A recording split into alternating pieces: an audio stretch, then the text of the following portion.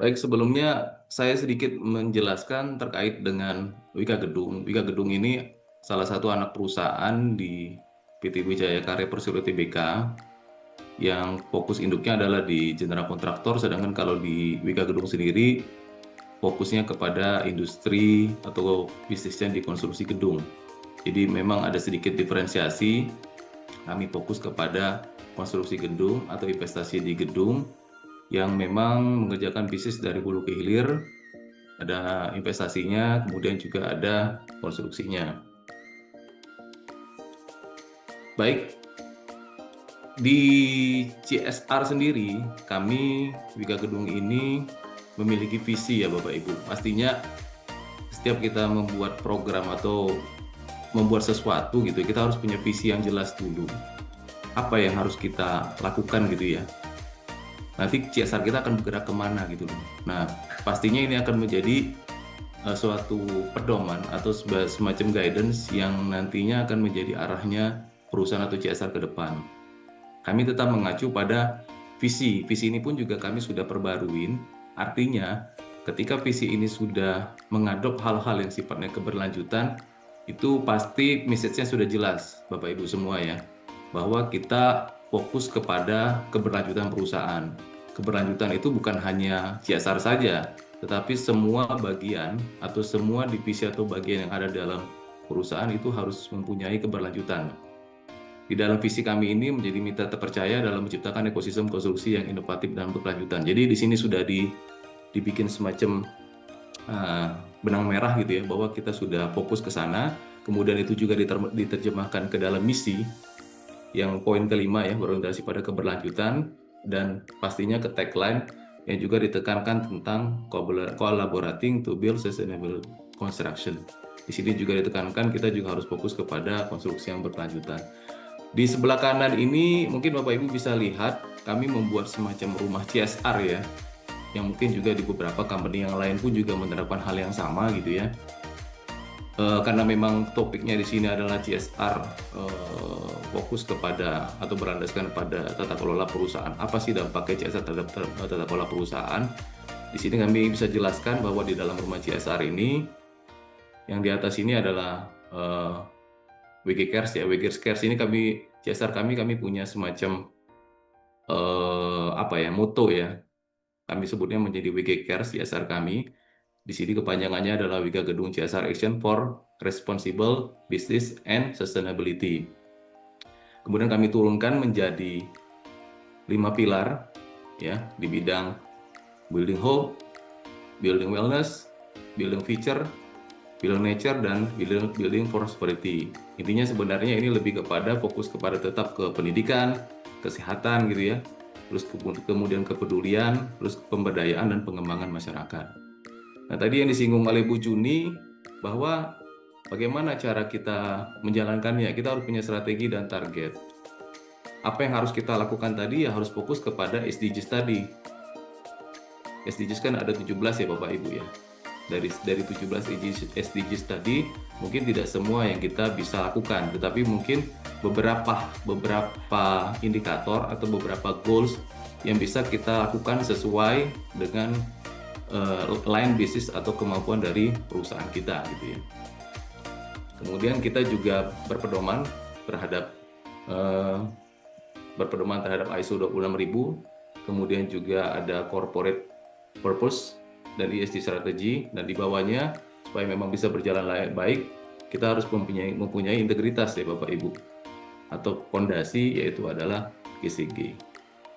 Jadi logo kami yang paling bawah kiri, kemudian kami rubah menjadi WG Cares Bapak Ibu. Nah, ini ekosistem CSR yang kami buat. Jadi ini mungkin juga versinya juga beraneka macam ya Bapak Ibu. Cuman mudah-mudahan ini bisa menjelaskan secara global atau secara komprehensif apa yang kami lakukan di dalam perusahaan.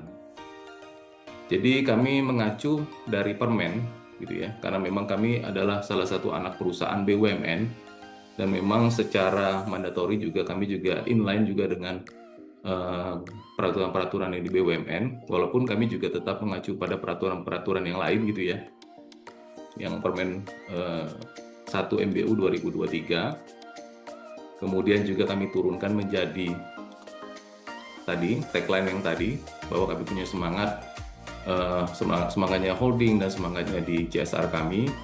Intinya adalah bagaimana program ini bisa mendukung bisnis perusahaan. Jadi Sustainable Construction Company Ecosystem. Kita juga memiliki acuan, istilahnya pengukuran, bagaimana kita harus mengukur ROI-nya, net zero emisinya, dan mendukung ESG rating. Tadi juga disinggung Bu Juni mengenai ESG rating. Nah, ini pastinya juga akan kami fokuskan kepada Triple P, Bapak Ibu, People, Planet, dan Profit. Ini sebagian kecil program-program yang bisa kita lakukan. Kemudian kita implementasikan juga bagaimana kita mengimplementasikan secara strategis, ya kita juga harus bersinergi, kemudian juga implementasi kita juga terhadap ESG, SDGs, dan acuan-acuan yang lainnya. Kemudian kita juga melakukan proses bisnis di dalamnya ya. Dan intinya juga kami juga harus juga fokus bahwa program CSR kami ini harus memiliki nilai GSP. Dan kami terjemahkan menjadi 5 pilar yang tadi sudah saya sampaikan. Ini kalau saya kecepatan silakan diinterrupt, nggak apa-apa ya Bapak Ibu ya, gitu ya Mas Syafruddin ya. Kemudian di sini saya menjelaskan sedikit bahwa kami memiliki roadmap. Jadi dari visi tadi kami sudah membangun semacam grand design CSR, fokus kepada yang pertama adalah net zero emisi, kemudian juga kita mengukur bagaimana dampak sosialnya sampai tahun 2060 ya. Pemerintah juga memiliki target tahun 2060 itu Indonesia bebas emisi. Kita juga mengukur seperti itu dan setiap tahunnya kita breakdown sehingga kita bikin juga program-program dan kemudian indikator-indikatornya.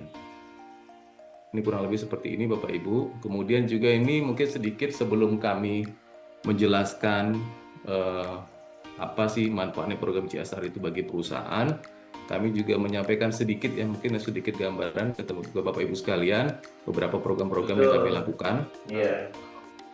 Yang pertama adalah Bimbel, kita bikin kerjasama dan kolaborasi. Seperti yang MRT aja Pak, juga ada SDGs-nya juga ya Bapak Ibu ya. Gitu ya. Kemudian setiap program kita juga memiliki milestone dari awal hingga 5 tahun lah, kurang lebih 5 tahun ke depan.